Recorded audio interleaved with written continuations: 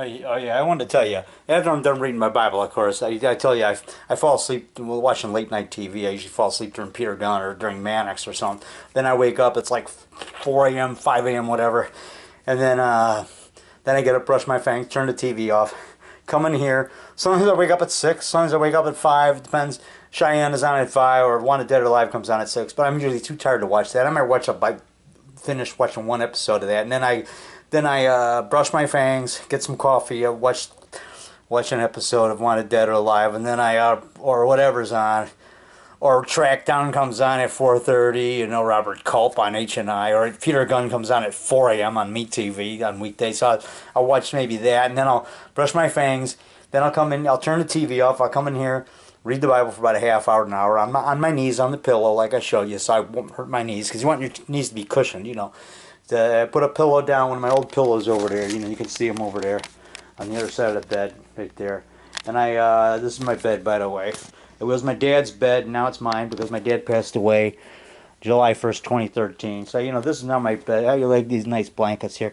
And then, you see, there's little, like, ducks on the pillow, like little ducks. That's pretty cool, huh? Yeah. So, you know, and then, you know, right here by the window. But, you know, I was going to say, though, the thing's unplugged. Got to plug it back in. So, anyway, like I was saying, then after I'm done reading the Bible for about a half hour, 15 minutes to a half hour, an hour, whatever, it depends on how tired I am. I read that. Then I brush my fangs first, read the Bible, then I go back to sleep. You know, so I go back to sleep, and I set my alarm here.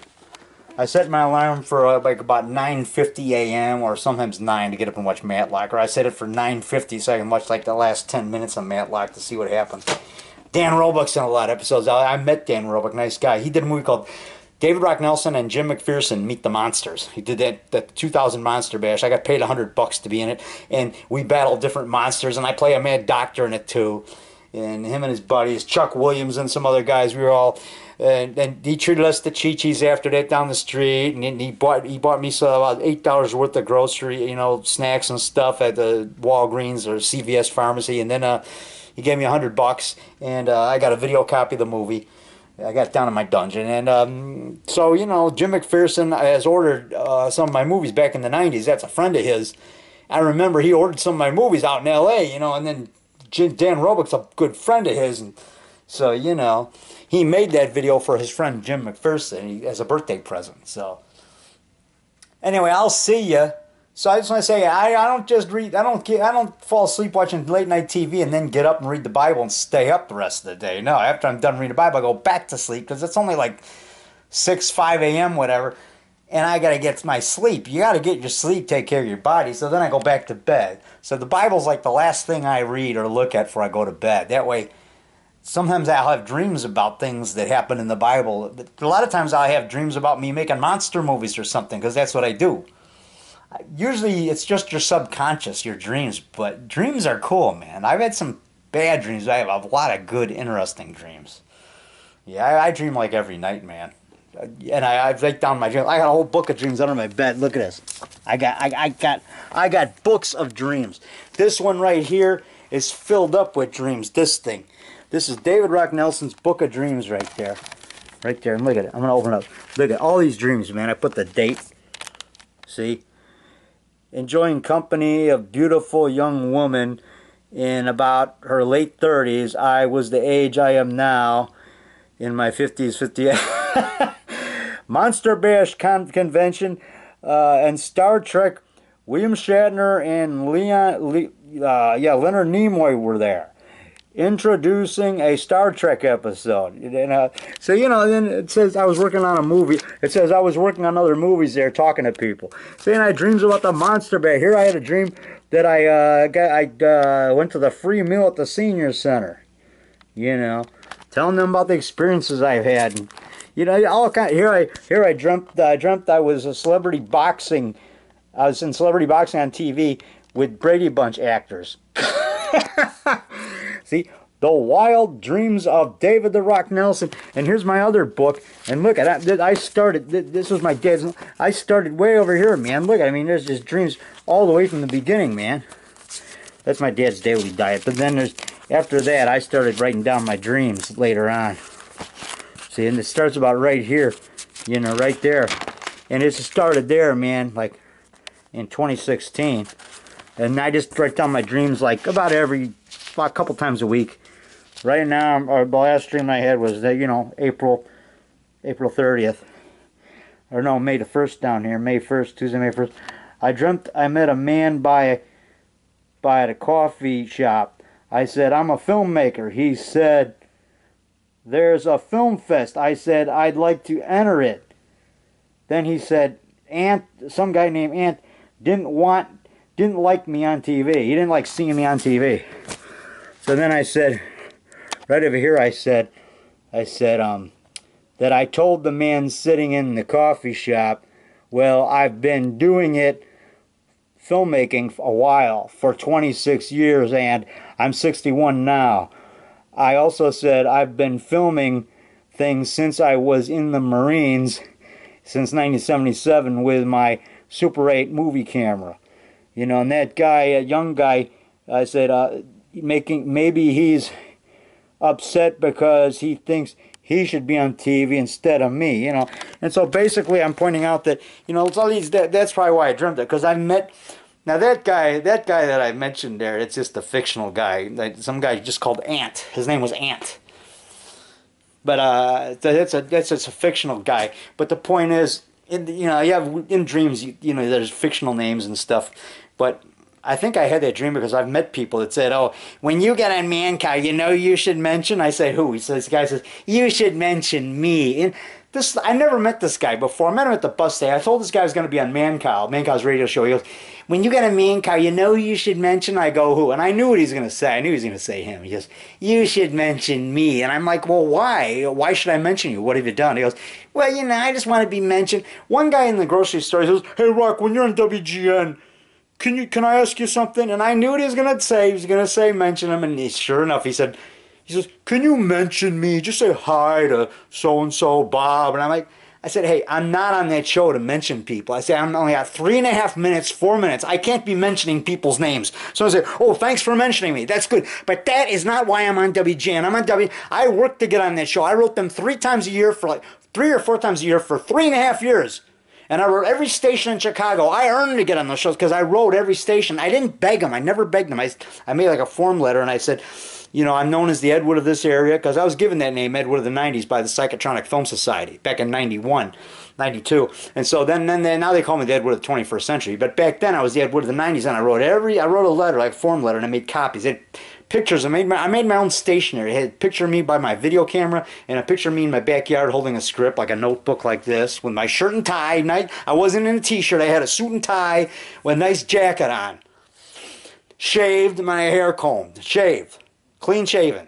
Right now I got a little whisker, but you know, I want to look good. Don't, you know, if you're going to be a guest on a show, don't go wearing a t-shirt and a pair of crummy jeans. It's okay to wear jeans.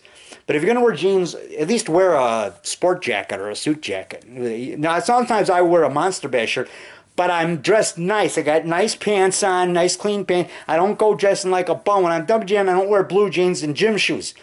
Is my annual appearance on WGN, I wear dress pants, like, you know, nice pants and with a Monster Bash shirt and a suit coat. So I'm sort of like semi-casual, but I got a nice jacket on. Not some all tattered and all, and I don't go with my hair messed up, and I don't go with straggly whiskers. I shave before I go on. And I brush my fangs. Brush your fangs, they look good. You don't have bad breath, and it's good for your teeth. You brush your fangs every day. I brush my fangs once a day. Like the dinosaur says in the spook story cards, I brush my teeth twice a day. I brush my fangs twice a day. Anyway, I brush them usually once a day at night before I go to bed. You know, that way they won't build up plaque while I'm sleeping. But as I'm saying, I want to say this. But, so, you know, I earned again. I can't just mention somebody's name. Oh, can you mention me, Rock? I said, well, I can't do that. I can't mention everybody. And then you know what some of these guys say? They say, well, you don't have to mention everybody. Just mention me. See, that's so selfish. So I shouldn't mention people that have been helping me in my movies for like the last 25 years. I shouldn't mention them, but I should mention that guy, the guy that is, oh, but you don't mention those other guys. You only have to mention one person. Just mention me. And I'm like, well, I'm not on the show for that. I told this guy, I said, I'm not on the show to mention names. I got to talk about what I'm doing. I got to answer their questions. I got to tell them about what movies I'm doing and all this. And the guy says, well, you're going to mention yourself, aren't you? I said, I don't have to mention myself. They mention me. They introduce me. They have me as a guest. I don't go on the show and say, yeah, I just want to mention my name. Or I don't have to say my name.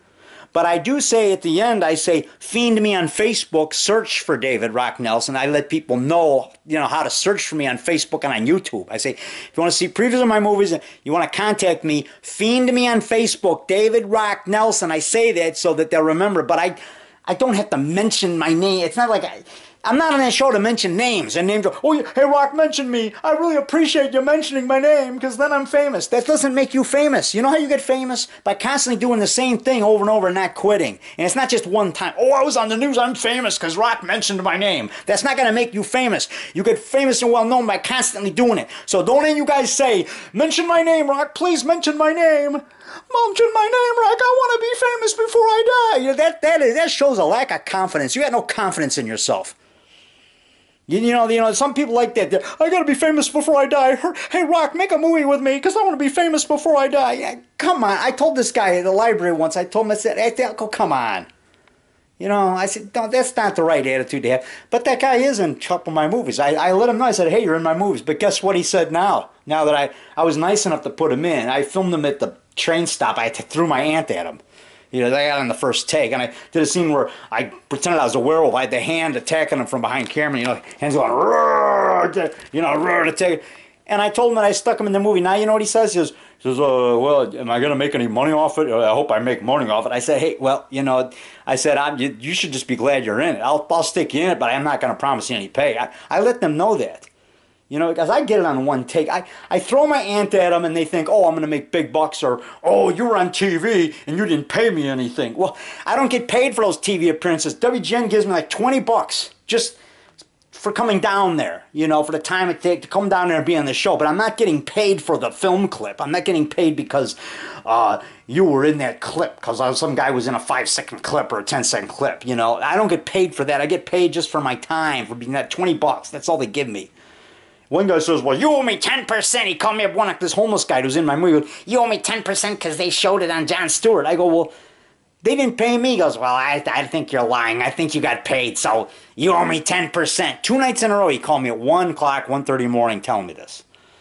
And I told the guy, they didn't pay me anything to be on Jon Stewart. They paid my way down there, but they didn't give me a check. They covered my train ride. I didn't make a profit. I made a profit of 50 cents because I had to pay $5.50 for the taxi ride to get down to the studio, because I had to take a taxi. I had to pay the taxi. They didn't pay. When I got there after the show, the producer of Jon Stewart's show, Stewart Bailey, I think his name, he hands me $6 to reimburse my taxi ride. That's all I got. So I made a profit of 50 cents. So I paid $5.50 for taxi drive. He gave me $6. I made 50 cents profit. And I had to spend $95 of my own money buying my meals and going out getting beers and stuff. But hey, I stayed in the St. Moritz Hotel. That was covered for 2 nights. And they paid for my train ride around. And I was on the Jon Stewart show. So I'd do it again just to be on TV, to get exposure. That's what it was about. I didn't get a paycheck for $500 or nothing. So I told this guy, hey, I didn't get paid nothing. He goes, well, I think you did. You owe me 10%. There was no deal. I was nice enough to pay for buy him drinks. He didn't want a drink, so I bought him soda pop, and I took him to the free buffet at the Old Town Inn. They had a free happy hour buffet. Free food from 4 to 8 p.m. or 6 to 8, and so we got free pizza, hot dogs, chicken wings, and all that. Free tacos, and so we were filled up. Free soup, free chili, and so we helped ourselves at a buffet. And I bought him a drink, and I gave him $2.50 gas money both days, which was more than it cost for his gas to get down there and back. So he actually made a profit of a couple of bucks. But the point is, that's more than I pay most people. Most people don't get paid anything. And I even gave him a free copy of the movie. He never even watched it because he lived out of his trailer, out of his. But see what I'm saying? I don't promise these guys they're going to make 10%. But so what I'm saying is, here I'm being nice to people just by putting them in my movie. I let them know do I get paid anything? Well, you get your name mentioned, you get to be in the movie. In the movie, you get mentioned. Like I'll say, the devil ain't attacked so-and-so, Wayne so-and-so. By the way, that guy's name was Wayne, the one I filmed by the library, and he says, oh, I hope I get paid. He wasn't the one that called me up late at night, though. That was another guy. That guy's name was Jerry something. I won't mention his last name because I don't want to get in trouble. I think he passed away a couple years ago. It's too sad. He was, but you know, he called. You know, I don't make deals saying I'm going to pay you 10%. You're just in the movie. That's it. If I film you, you can be in the movie. You know, I usually film my stuff at conventions and stuff. I throw my ant at people, but I don't say, "Oh, you're going to get paid because I threw my ant at you." They even have a saying there at Monster Bear. It says, "When you enter these premises, you're allowing yourself to be videotaped, and it can be used in perpetuity, meaning forever, as long as you know, in TV or whatever, in any kind of media." So, you know, if you enter this facility, this area, you're allowing yourself to be videotaped, and it can be used in promotion of the Monster Bash or whatever, or in movies or whatever. Say, don't complain, say, well, I don't want to be on film. Well, then don't come to it, you know, because there's a lot of people filming, and your chances of you getting caught are very likely because there's all kinds of guys filming the audience, and you might be walking by. Lou Ferrigno walked by out of a bar, walked by when I was filming my friends, and all of a sudden, Big Louie walks by. And he was charging people to film him, but, you know, I had the camera going, and I'm talking to my friends, and all of a sudden Louie walks out of the door and walks right past. Big Louie, the Incredible Hulk. Yeah, I got about 5 seconds of him walking by. But, you know, I can use that because, you know, it wasn't, you know, I can't help it if you walk by, you know. That's public domain, by the way. That's public domain. It's like tabloids. You can use that in your movies. I'll see you.